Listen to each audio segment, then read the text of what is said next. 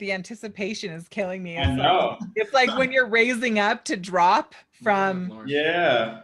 I was thinking about waiting for my food to get done in the microwave, but yeah, that's good too. Oh my God. All good goals. All good goals.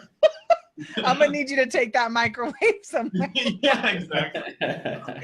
I'll send you some research. We are live, ladies and gentlemen. What's up, everybody? This is Sonia Gomez coming to you live from Colorado. This is another bonus broadcast on Legalize It, Don't Criticize It, the place to be for cannabis, hemp CBD, and the new and emerging business opportunities that everyday working people just like you and me can take advantage of to change the way that we feel, function, and live our lives every single day. There are incredible entrepreneurs, one of which I'm going to be featuring today on the show, who are making incredible strides in this industry, pushing this movement forward. And if you are one of those people who are interested in joining the movement, joining this mission to see cannabis legalized so that everyone who needs and wants it can have safe and legal access to the highest quality products on the marketplace, I want you to comment yes right now. This interview is for you. Make sure that you like and share and tag 5 people that you know are going to get benefit from this interview and from content like this. We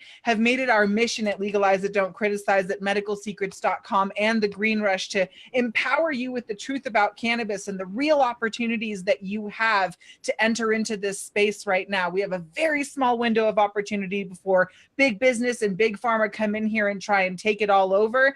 And we have a huge, huge responsibility to keep the power with the people so that we can govern how this product is produced, how the quality of it, what it's doing for us, the people that we love, and the conditions that we might be suffering from. Life is ours for the taking right now. So make sure that you stay tuned in with us. Like and share, and wherever you're tuning in from, let us know your state and your city. We love that you're here. Thank you so much for being a part of this group. With your help, we've been able to reach over 27 million people with our content, and we're only getting bigger. So with that being said, say what's up to our co-host, Lawrence Watkins. What's up, Lawrence? What's going on, everyone? I hope everyone's having a great Monday. No one has a case of the Mondays over here, so especially with Mr. Ezra with us today, I'm looking forward to hearing more about his story. That's right. We got a Berkeley-based entrepreneur who is in the edible space. Name of his company is Atlas Edibles. Ladies and gentlemen, give a nice warm welcome to the founder of Atlas Edibles out of Berkeley, California, Mr. Ezra Malmuth. Is that how you say it? Did I say it right? You got it right, man. I'm killing it. Killing it. What's up, Ezra? Thanks so much for being here. Thanks for having me. So happy to have you, and I'm really excited to learn more about you and your business. I actually haven't heard of Atlas before, but I was talking to one of my friends when I was telling them I was interviewing somebody out of Berkeley, and they were like, oh yeah, Atlas is the bomb. So I'm really excited to hear about your stuff. Since we're all getting to know each other, why don't you tell us who you are, what you're doing in the industry, and what's something really cool about you? Awesome. Well, my name is Ezra. I'm the CEO and founder of Atlas Edibles. We're doing big things with health and wellness and really trying to intertwine both the power of food and the medicine that is cannabis, and sourcing full spectrum, delicious rosin from quality farmers and just making it count. We're doing killer things here at Atlas and really trying to revolutionize the space with a little more health and wellness in mind. And one of the things I love the most is cooking up good grub. So when it came to Atlas, it was a no-brainer. If it wasn't delicious, it wouldn't fly. So we're really trying to step up the game in terms of quality, but also taste. So very excited to be here. And thank you both for having me, and really excited to connect with all the viewers out there. So much exciting things happening in California. It's a big time to be in this space. So very excited. Oh my God, California is like a subject all in itself, which we'll get to in just a second. But while you're telling us about all of these yummy things that you're making, tell me about your products. What kind of yummies are you making? And did you say rosin? Are you literally making your stuff with live rosin? That is correct. We're making, look, I mean, to be frank, I got into this industry really serendipitously. I've been a chef, kind of aspiring chef, since I was 14 years old, working in professional kitchens, traveling the world. My mother's Italian, so of course food. Being an Italian Jew is like a double whammy. So food is really important. making sure quality was at the top of our priority was always a big deal.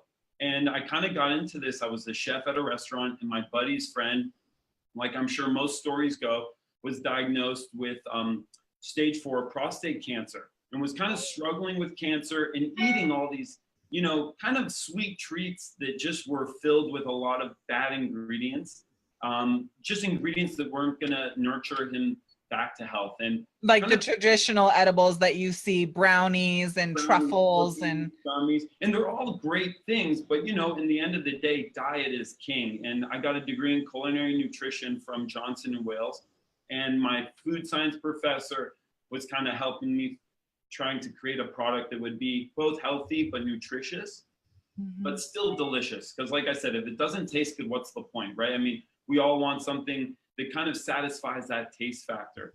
So I started playing around while I was the chef and just kind of making treats for him. And then he started liking a lot of the granola products we were making and coming up with. And then fast forward 3 years and a lot of hoops and a lot of, oh man, a lot of hurdles, and we're still standing and really doing something different. So Atlas has only been around about 1.5 years now, but it's been, you know, kind of a passion project turned into a full-time job pretty quickly.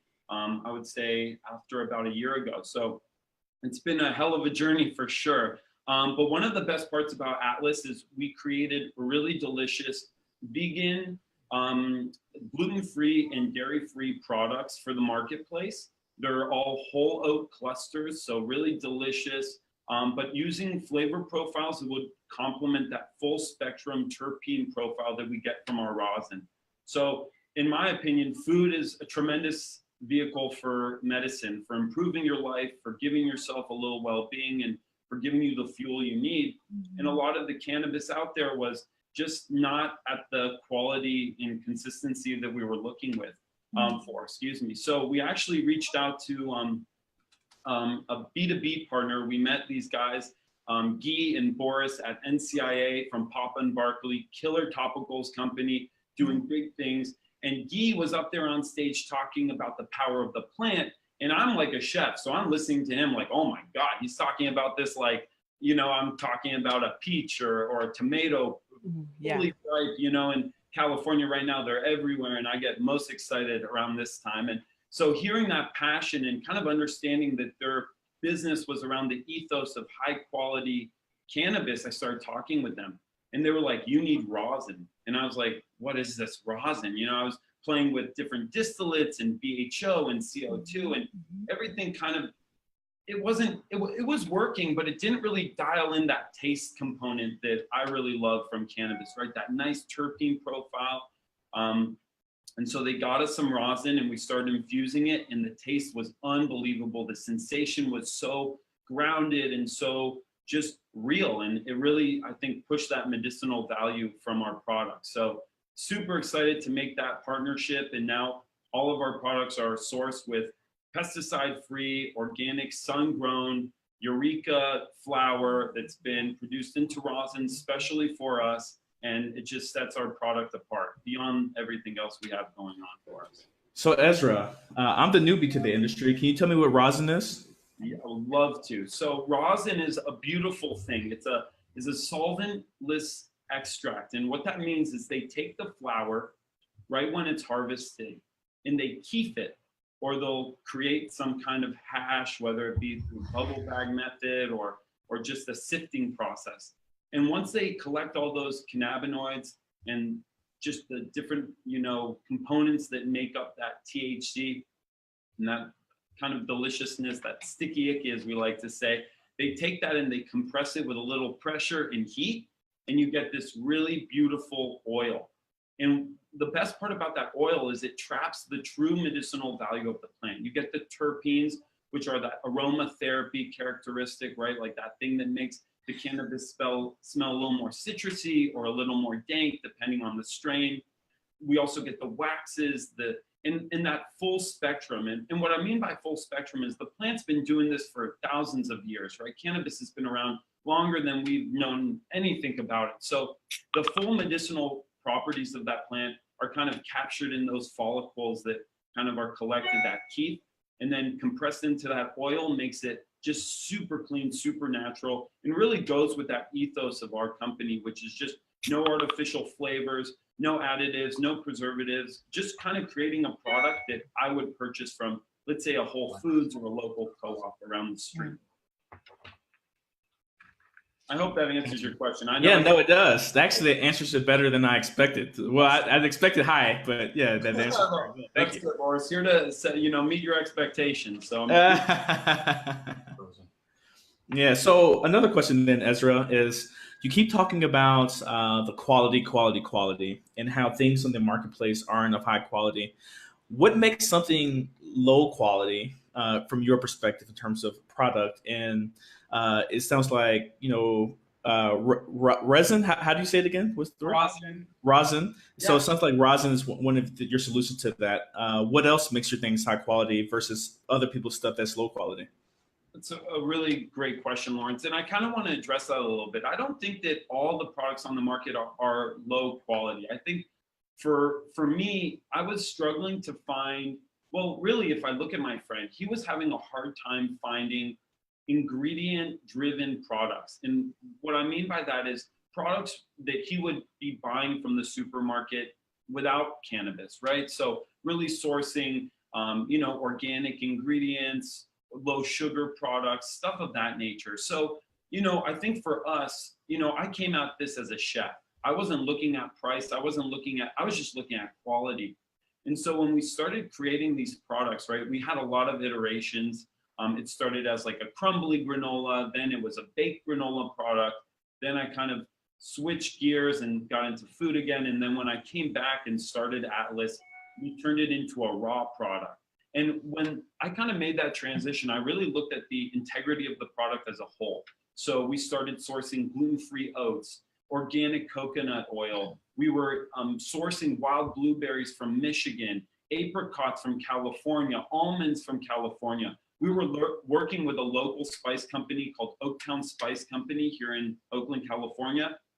And the actual owner himself, I was telling him a little bit about what I was doing, and he started playing around with different riffs of spices to help complement that terpene profile in one of our products. So really trying to focus on that hyper-local food movement and really trying to source quality ingredients that I myself would want to eat as well as stand behind. And so really I think quality as a real terminology of our product is just thinking about everything from the cannabis to the raw ingredients, from how we mix it, how we make it, how we put our stamp of approval on our bags, and then send it to customers who need it for medicinal uses, for recreational uses, or whatever they're looking for from that cannabis plant.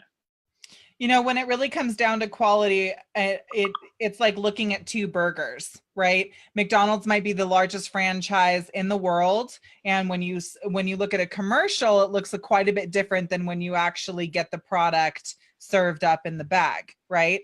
That's true for most fast food restaurants. But if you go to a steakhouse, for instance, you might get a burger that is like all organic, grass-fed Angus beef that's, been kissed by God himself and, drizzled with virgin tomato ketchup. And it's like, like next level stuff that only one onion was produced in the most organic stuff in the world. And so it becomes this more like artisan craft rather than a commodity product. Velveeta cheese, manchego, like you're just kind of, do you want the commodity product or do you want the specialty product? And that's what this is kind of coming down to in the industry. There are the Dom Perignons of products, and these are people who are a lot more excited, like Ezra, for instance, a lot more excited about the product as a whole and building the business slowly with sustainability there. Not to speak to your growth, but that's generally how it goes. Is a lot of that is kind of the slower boat, but you really establish a brand and become well known for the ethics and the morals of your business, rather than coming in with the hit it and quit it mentality of just like, let's pump as much as we can, make this as sexy as possible, and blow it out into the market, which is cool, but you're not probably going to get repeat customers there, because when they smoke that cannabis or that that concentrate or subproduct, they are going to have that weird aftertaste. They'll have that kind of chemical hangover from the pesticides or the, bug repellents or the soils or nutrients that they pump into this stuff to make it look souped up and sexy. That's why I'm always like, oh, I want the Cali out. Oh, because it is grown outside. It's blessed by the elements. The sun is growing it. The water is growing it. It's not a bunch of crazy stuff that's in there. It's like very unique to the region, what you can experience from that. It's very clean, if you will, where here in Colorado, although we have really high quality cannabis, it's just the oil content is not the same. The flavor is not the same. The experience is kind of like, 15 or 20 minutes of relief, and then it starts to dissipate and you have to remedicate unless you're using edibles. And so it's just a really high contrast in what you might experience like at a 5-star restaurant eating a piece of chicken versus Chick-fil-A. You know what I mean? It's just like quite a bit of a difference in flavor and experience of something. I love that. When it's product quality. And I actually want to touch upon that, because I think one of the biggest misnomers too is just because we source high quality ingredients means that it has to be out of reach. But that's what we're trying to do. As a aspiring high-end chef, I've worked in Michelin star restaurants. I was really in deep. One of the biggest things that I kind of took on as, I guess, a personal goal was to make quality accessible. And that was really important. I had a food truck in Colorado out of college. We were doing organic food on a stick and working with Organic Valley to bring high quality and organic ingredients to the masses. And, every business that I've created since that point in time has always been focused on making sure that accessibility was real. And so I think one of the parts that I'm most proud about our product is that we really can stand behind all of the ingredients we source. We know that we're doing good for the environment by working with local purveyors, working with the farmers up in Eureka, and working with Papa and Barkley, who cares so much about not only the relationship with the farmer, but the product that they're sourcing. And that gives me peace of mind, but also similar to kind of reinforce what you're saying. Yes, it means we have to go at a slower pace, but it's at our pace. And that's what's having people coming back for more. We're building loyalty with customers who care about what they're putting in their body, why they're buying our products. And so we're seeing this as a long haul. This is not a flash in the pan. We're looking at like the green moss movement, not the green rush, right? This is going to be slow and steady. California's figuring their stuff out.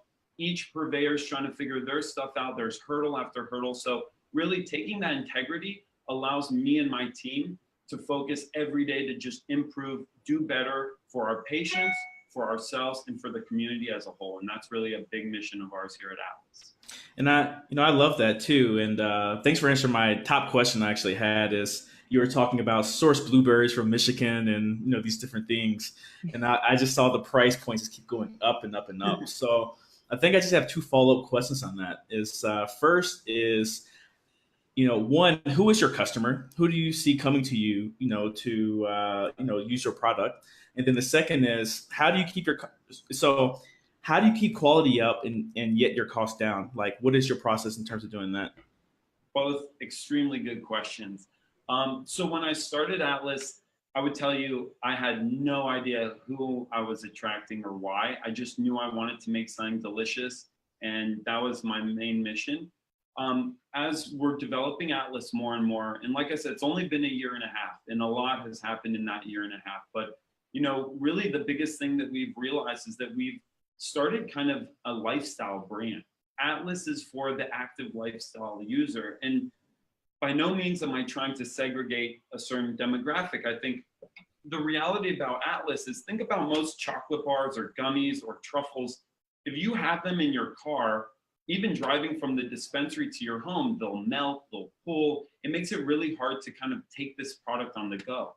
And the fact that we're a granola cluster, although it's still a food product, right? Like, it's easier to put that bag of granola in your backpack and go on a hike and enjoy that dosed product as your needs kind of, entail. So for us, our target market is really kind of an active lifestyle user, anywhere from the age of 27 to 30 up to 50, who kind of care about what they're eating, care about consumption. They want a high quality product, right? Our flavors are pretty unique. Our indica, so our indica here, this is Origin. It's a Mexican chocolate, pepitas, puffed rice, and cacao.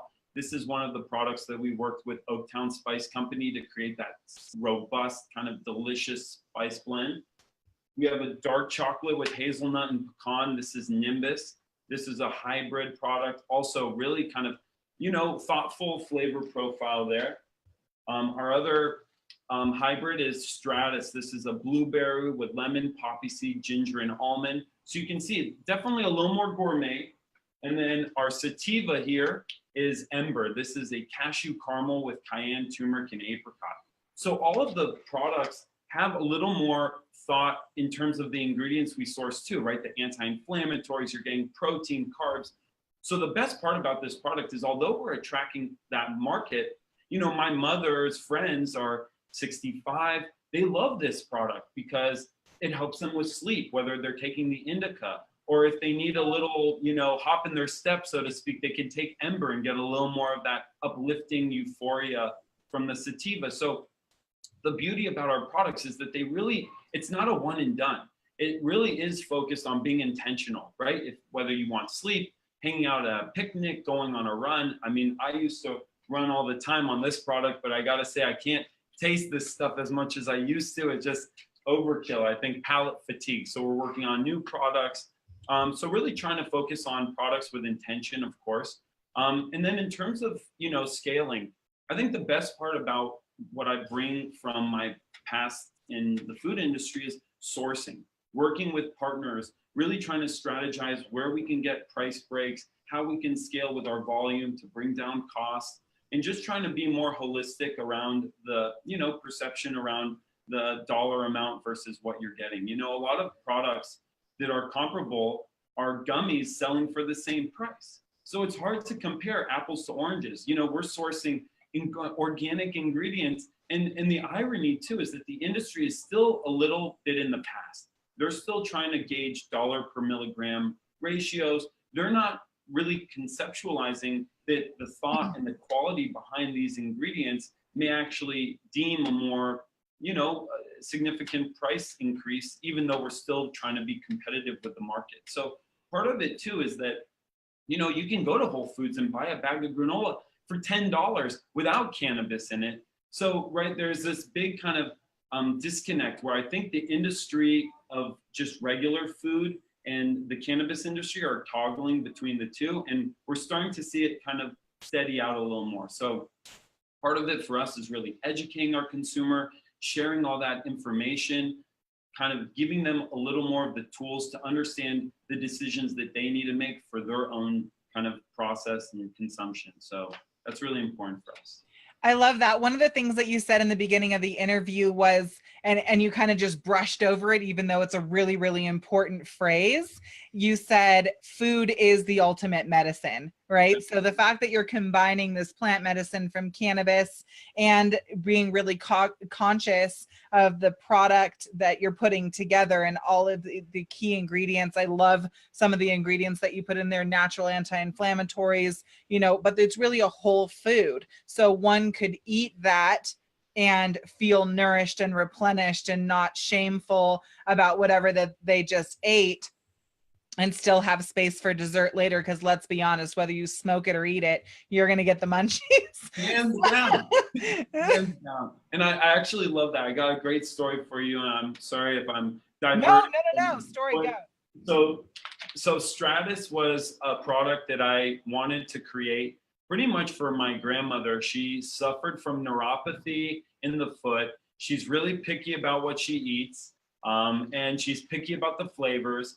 And she was struggling with opioids and just having a hard time finding, medicine that worked. And two of her separate physicians told her, try cannabis. And she went to a lot of dispensaries and were eating products that just, she didn't like the taste, or she was like, I haven't eaten a gummy bear in 30 to 40 years. Why would I start eating them now, right? So here my grandmother, she's in her 80s. She's giving me a whole earful, of course, like most grandmothers do. And so we created this product. It's a lemon poppy seed with ginger, almond, blueberry, like really robust flavor profile. And the most amazing part is that all the flavors are developed so that they complement that terpene profile, right? And this is a good thing and a bad thing. It's a good thing because it makes it taste delicious, that much more delicious. You're not chewing on a brownie and wondering how many stems you're eating, right? That like chewy, grassy, oh God. Well, some of the edibles I had really were, it was work to get them down, right? And the flip side though, they're so delicious that my grandmother went a little overboard. So, you know, the best part about this industry is that my grandmother, when she figured out her dosage, she's kind of dialed it in, and now she's not, you know, couch locked for 8 hours out of her day. And like I said, it goes back to the education, right? Education's power. And I blame my grandfather. If my 93-year-old grandfather is watching this, I blame you, because he was definitely just kind of doing a little bit more than he should have. And next thing you know, grandma's on the floor. Grandma became an experiment. You know, it's always you got to find the fine line, of course. But the beauty was that my grandmother in her 80s could say, I would eat this without the cannabis. So thank you, right? And that was a huge accomplishment, because despite what happens in this industry, if there's really a product that's a food product that can also provide relief to people who need it, then we're winning. And that is the fight that we're trying to win here at Atlas. We're trying to find ways to make more food-driven, medicinal kind of products that, whether you use it for recreational use or medicinal use, or however you decide your cannabis, you know, kind of consumption is for you, that you have an option that you can believe in, but also like kind of just add that layer of, you know, kind of sustenance that you were looking for. Yeah, and you can consume the product with a lot of confidence at Definitely. that point too, which I really, really like. You know, I do have a question, but I want to just say this because I've experienced this whole challenge with the sweet treats and edibles. It's a kind of a dangerous game, right? Because you're not quite, here's the rule of thumb with cannabis, that it applies to everybody differently. Like, you are 1 in 7 billion. It's not going to work the same for you as it does for me. And that's that rule of thumb, like, you have to think about when you're eating edibles. Well, I did not think about that when I had my edible experience. I was going to a friend's house. And I walked in and I was like, yeah, it smells like fresh baked cookies in here. What are those? Are those ginger snaps? What are that? And I went up to the plate, and there was these little tiny cookies like this on the plate and just stacked up high. And I was like, ooh, plenty for me. And I had just come back from, you know, being at the beach and surfing and smoking a joint, and came back and I had the munchies and I wanted to eat. So I sat there and I was just all Scooby snacks, like with with these cookies. And pretty soon I was all, Yeah. Sure. like, I was so stoned. I thought I was sick. Like, I was like, I'm coming down with the flu. Oh my God. Like, it got real dramatic real fast. And 3 days later, I woke up. Oh man. 3 days later, I woke up, and to my mom, like, looking, she saw, are you okay? And I was like, Mom, I just had the flu. And she's like, what you had was an edible. And my friend, my super hippie friend, was making these like all healthy ginger snap cookies with the canna butter from her father's garden, and I ate the whole garden. And, and so anyways, needless to say, I go for the savory edibles if I eat them at all, because it's a lot easier to stop eating something savory than it is to stop eating something sweet. So just throwing that out there, because literally it's never good when you like sleep for 3 days and your mom's hovering over you like, you know, what happened. So that was my story of the edibles, and now I tread lightly there. Hey, if you guys are liking this, go ahead and click the link in the description to sign up to get more notifications from us when we do other cool interviews like the one we're doing with Ezra right now. Now, my question for you, Ezra, is when you were getting started, so you're this incredible aspiring chef, you have done incredible things, Michelin star restaurants, that's amazing. One of the things that we talk about is how you can tailor your current talents, skill sets, or assets to enter into this business. And I know you shared a little bit about your story in seeing somebody come across an illness and wanting to support them in their recovery and making sure that they were eating something that was nourishing them, you know, wholly. But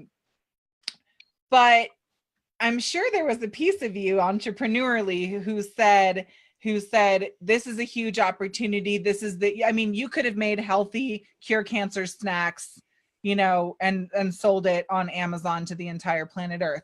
Why cannabis? Why now? What made you enter into this space and start fighting the fight? Which, by the way, the fight is like a day, like running the gauntlet. Like, you know that show, Ninja? Oh yeah.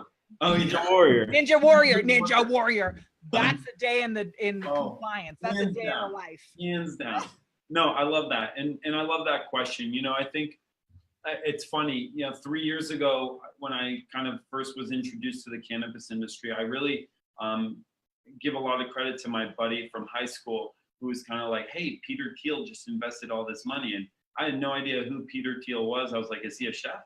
And he was like, no, man, like, anyways, do some research. And I kind of was getting a little more, you know, aware about what was happening with cannabis. And we were looking at a lot of other products. So it definitely kind of sparked this excitement. And I think as an entrepreneur, the biggest thing that I've always enjoyed is being a pioneer, right? I mean, we did food trucks in Denver. We were like the 5th or 6th, like kind of custom food truck on the scene. So being a part of a revolution is really important. And believe me, this cannabis has been a revolution a lot longer than I've been in the industry. And I give a lot of respect and tremendous amount of just respect, period, to the people who've been fighting the fight longer than I have, who've seen what cannabis can do, who understood the plant's benefits, and who weren't willing to give up just because of the bureaucratic pushback. So I just want to make that clear. I think for me, the truth behind, you know,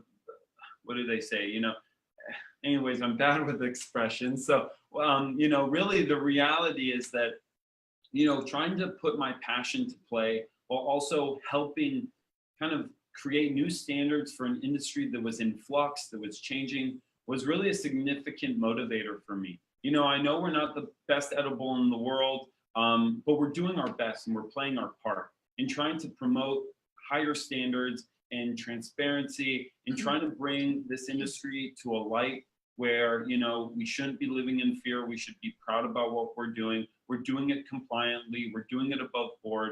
We want to make sure that we're doing it as a way to, you know, bring new people into the space, to bring a little more confidence and trust into the producers who are making this new kind of regulatory world a little more, yeah, exactly, loopy. I mean, it's been rough. So I would say definitely you can't come into this industry faint-hearted. You have to really want it. You have to want to make a change. You want to have a challenge that's going to keep you going day in and day out, because it has not been easy.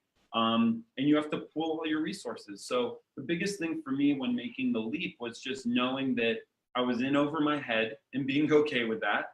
And then pulling together kind of the resources and the support from my friends, from contacts, from networks, and from people who cared about the plant and the medicine to make a difference. So there's definitely something to be said about the tenacity and the persistence that you need to bring if you're coming into the cannabis space. And yeah, there's a lot of money and it looks scary, and a lot of people are kind of starting to influx the space, and that's just the nature of any industry. So you can't be distracted with the white noise. You got to focus on your mission, stay true to your core, bring the people that support you, that identify with you, that understand what you're trying to do, and just keep at it, get after it, and make a difference, because change will come. It's just a matter of time, patience, and persistence, for sure.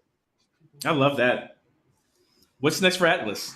Oh man, keeping our head above water, maybe, Lawrence. I mean, we're working really hard. You know, one of the things I haven't even touched upon, because, you know, as a true chef, I always talk about the food, the ingredients, but sometimes forget about the presentation, right? So I'm gonna dial it in a little bit, and I have my marketing assistant here looking at me like, don't forget about the art. So one of the things, we've been showing you all cue cards. beautiful, yeah, exact cue cards. Well, we're working on that. So maybe next segment. So all of our packages, and I'm kind of going to zoom up here, they all have a unique look. And the main reason why is because we actually work with local artists, Bay Area artists, and we work with them to kind of beautify our products by putting their artwork on our packages directly. So this one here is Joshua Mays. He's out of Oakland, California. He's an unbelievable illustrator. You can check out their information on our website. We have links to their website, to their Instagram, and even on our bags, we provide a little information about where you can learn about them. We have Nigel Sussman. I mean, think about it. This guy drew all of this by hand, right? Like, these are incredible makers in the Bay Area where art is tremendously important here. And we really want to find a voice for them in this creative and kind of disruptive space. So we're really taking advantage that there are no standards in cannabis other than, of course, the regulatory standards. But when it comes to creativity and innovation, we're just trying to do big things.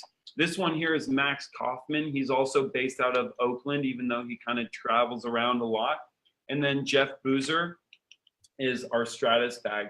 And the best part about our products is, they're really eye-catching, but we're really trying to work and build a better community for the cannabis space, working with local artists, working with local purveyors, working with companies up north who support the farmers and help kind of let them do what they do best. So for Atlas, we're going places. That's been our mantra the moment we started this company. We're trying to bring more health and wellness to the cannabis industry. We're trying to bring a lifestyle kind of concept that our customers and patients can stand behind, that can kind of work with us, get creative, and just disrupt and be different. So for us, I think we're only getting started, Lawrence, and I think we're shooting for the stars. And we'll see, how this next year goes. This has only been the first few months of compliance for 2018. So we know there's a lot more hurdles ahead, but we're just trying to stay grounded, humble, and just focus on the prize, which is,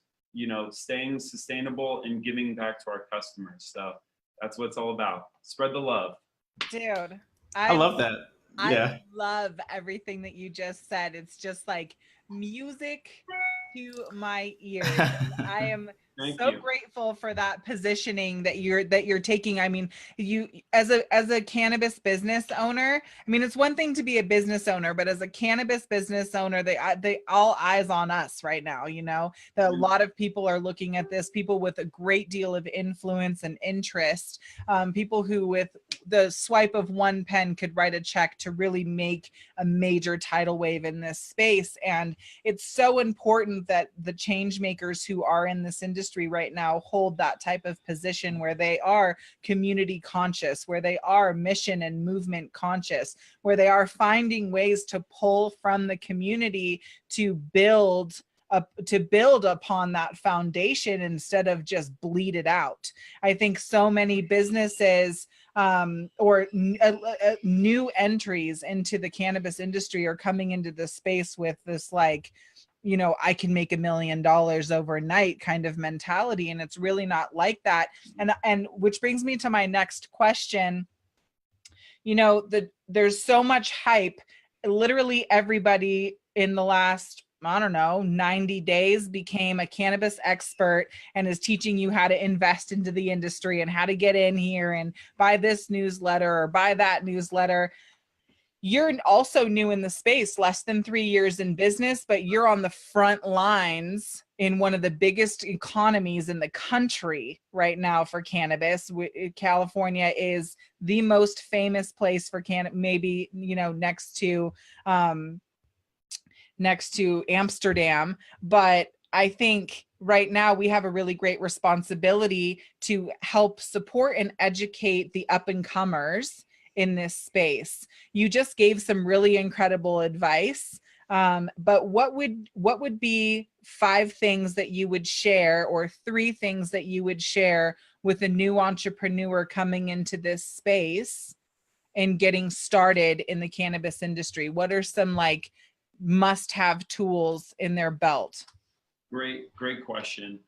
You guys are too good at questions. I feel like this is like you're grilling me here. Oh, we're just setting you up so you can knock it out of the bring it on. Well, you know, I think a lot of my responses tend to be food oriented. No surprise there. Good, because I like to eat. So.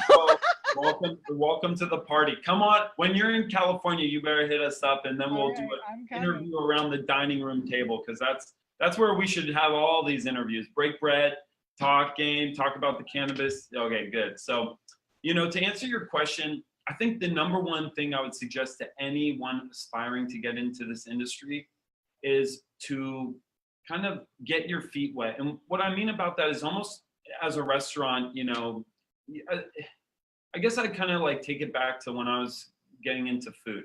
You know, when I was getting into food, I wanted all these great things. I wanted a restaurant. I wanted this. I wanted that.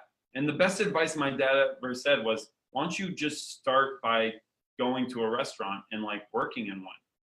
So, why don't you wash some dishes, fool? Exactly. That was like a nice way of him saying that, right?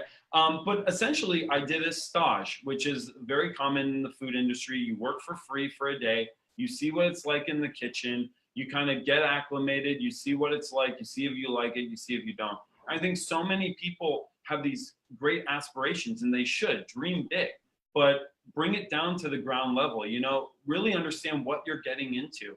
I think the cannabis industry has a lot of people hyping on the money you can make, you know, how big the economy is, all this stuff, but there's so many nuances. And if you're on the ground level and you're looking at the big dogs or, you know, small guys or people in the middle, we're all struggling right now. Cannabis space is complicated. California is throwing a lot of rules left and right. Emergency regs are getting published. It costs a lot of money, right? It's luck, it's timing.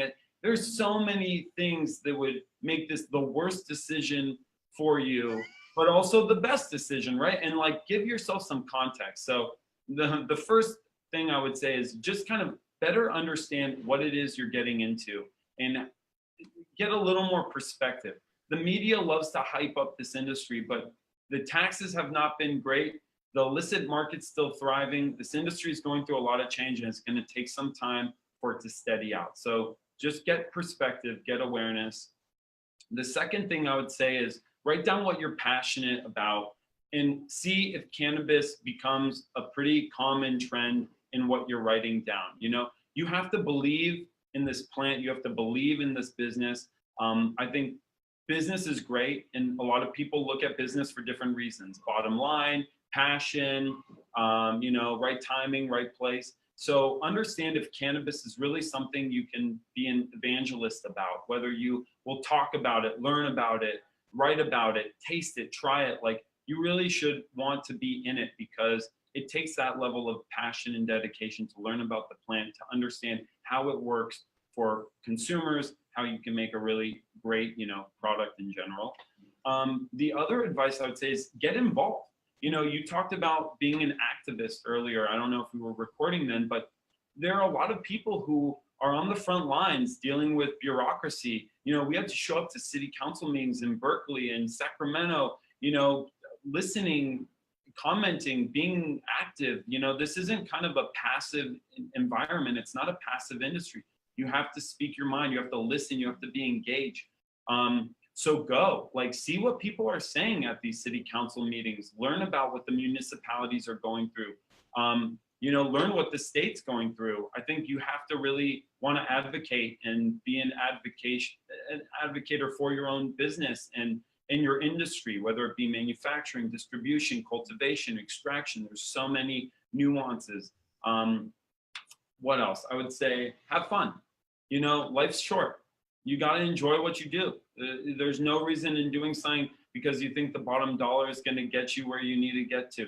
It's a journey, right? And I always am a firm believer that, you know, I got into this, of course, with a little more of an entrepreneurial prowess, but at the same time, I knew that this wasn't going to be easy. And believe me, I kick myself in the ass every day when I'm like, what am I still doing in this industry? But, you know, the reality is we have fun here at Atlas. We work with artists to have more fun. We work with, you know, quality producers to have more fun, to engage, to think bigger, to get creative. So you want to have fun, and you should be having fun. So if this is torture, and you know that from doing the homework, like I suggested before, from making that list and seeing where your passions are, like, then you probably shouldn't bother. There's always ways to invest. There's always ways to be involved in the industry. But if you're going to be on the front line, know what you're up against, and you know, try to make the best of it. That's some awesome advice, not just actually for new entrepreneurs. Yeah, no, he needs to get there speaking, but no, not just for new entrepreneurs, but I also over here just thinking about my current life, and then just things that we have going on with our companies, that type of stuff. What you said is a reminder for experienced entrepreneurs too. It's just make sure that you continue to do what you love, and just don't do things for the money or try to chase the dollars, because in the end, a lot of times you don't get the dollars, and then a lot of times you're just a little bit more unhappy as you were going through that chase. But no, I think that's excellent advice for any entrepreneur that's out there. Appreciate it. Awesome. So I can hear a lot and quite a bit, and I'm sure that you have some members of your team behind the computer there, or behind your camera there, just like cheering you on. And rightfully, I don't know. Yeah, no, she's cheering me on. She's awesome. Yeah, Kristen. Man, they should be, because one of the things that I can recognize right away just by going through this conversation with you is that you've really embedded an amazing kind of culture that your employees could be, or your team members, I should say, can be excited about and really proud of. There's a huge difference. And I think a lot of you guys who work jobs every day can totally attest to this. Say yes if you have felt this way, going to work or getting up in the morning to go to work and being like, oh, I cannot. Like Lauren said it, at the case of the Mondays. But when you're really passionate about what you're doing, and better, you have a leader who's really passionate about what they're doing, and they can see the bigger vision, and they have that sort of je ne sais quoi, like that.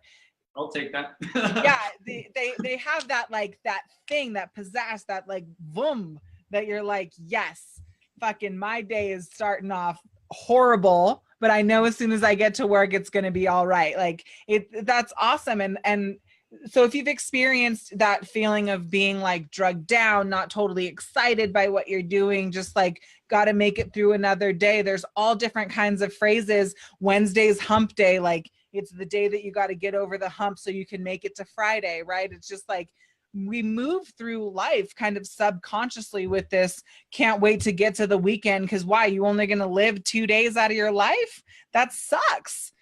So being a part of a team that makes you feel excited every day when you're going, there's a new project, that's one thing I can say about the cannabis industry, is that it's never boring. You're not going to be doing data entry, Monday through Friday. Even if you are in the accounting block of a cannabis company, you're going to be like, it's going to be going down in the company. So I think being prepared for that is really cool. And as a leader, cultivating that kind of culture and sort of mentality or teamwork inside of your organization is really powerful. What's the sentiment there? What's it like in the day? What's it like in the day of the life of an Atlas team member? How do you guys kick it off? How do you nurture your culture there? And, what are some of the things that you try and provide your teammates or your employees to keep them excited and engaged with your organization?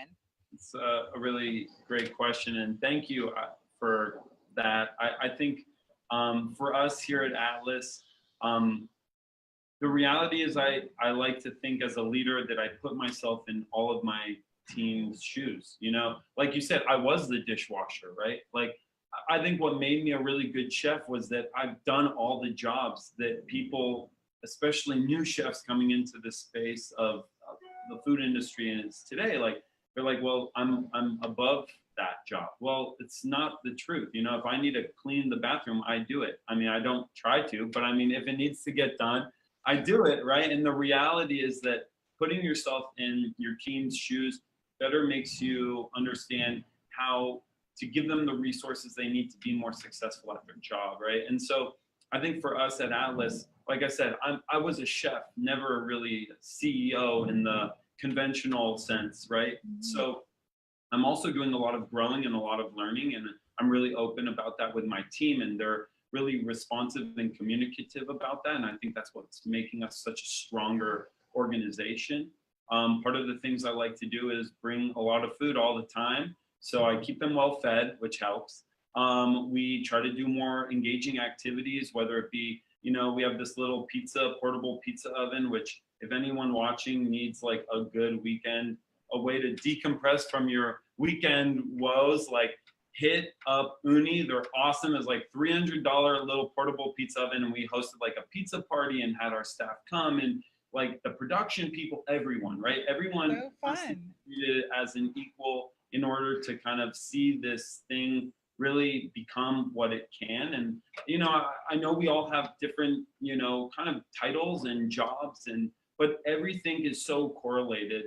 And success is only as good as the people next to you and how hard they're working and the resources they have and the tools they have to be successful at their job. So I would say that, for us, we're really big on dialogue, communication. We're really big on looking at the big picture, but also looking at the minutia and trying to understand where things are going wrong in our communication or as an organization, because truly you can't build anything without a solid foundation. And the best thing that I have is my team. I mean, all the skills, all the things that I bring to this business are nothing without the people next to me in the trenches, digging through the muck, because believe me, it's full of it, especially this last few months with, the whole new compliance regulations around lab testing and trying to dial in our production with quarantine. And I can get into that on another interview.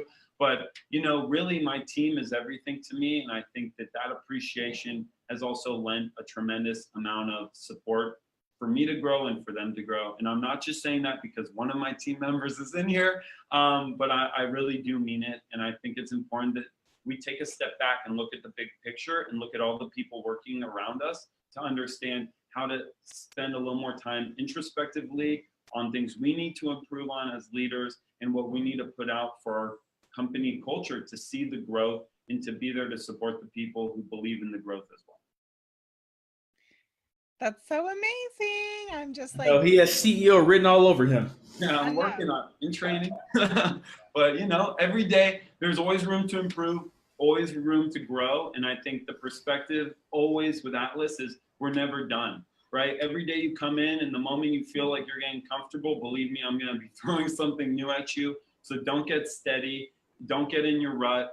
Realize that there's always room to improve. There's always room to grow. And, a great example of that is one of, the COO of our B2B partner came and was giving me feedback from other dispensaries when he was kind of listening to what they said about our product. And, some dispensaries were giving us a lot of feedback on the taste or the texture. And there was literally, we spent a whole hour with our team going over all the remarks, all the places that we wanted to make changes. And then we started tackling them. And now we've redone like a lot of our products based on that feedback, and they're better, they're tastier, they're more consistent. So there's only room to improve, right? And as long as you see it like that and you have the team behind you who believes that there's only room to improve, only room to grow, then the sky's the limits. And that's true, in my opinion. All right. well, I love it. Hey, you guys, as you're getting value from this, make sure that you like and share. If you want to hear more and see more interviews like this, click the link inside of the description and make sure that you come into our chat. We'll be sending you private messages to let you know when cool interviews, cool people, and CEOs and companies are coming on. Sometimes we'll have products that we can actually share with you guys. And I'm sure that if it was legal, Ezra would be happy to share with you guys some of the products, but it's not.